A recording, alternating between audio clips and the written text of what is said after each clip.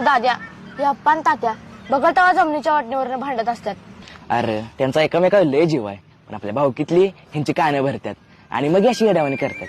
होय र, मग आपण दोघं भाऊ भाऊ बी मोठं झाल्यावर यांच्यासारखं असंच भांडणार काय? काय रे, काय बोलली चालू आहे ती एवढी? काय ना ग काकू, हेच की आपल्या घरातली भांडणं. अरे त्यांचं काय, ती आज भांडते ती, उद्या एक होते ती. अगं होय, पण तू आणि काकू बी मध्ये काय बोलत नाही सा? अरे आम्ही बायका ह्या भावाभावांच्या मध्ये नाही बोलत, म्हणून तर आपलं कुटुंब अजून एकत्र टिकून आहे.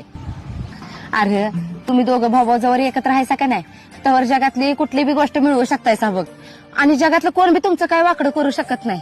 आणि म्हणूनच या जगातली भावकीतली तुमचं कान भरून काय बाय करून तुम्हाला वेगळं करायला बघतील.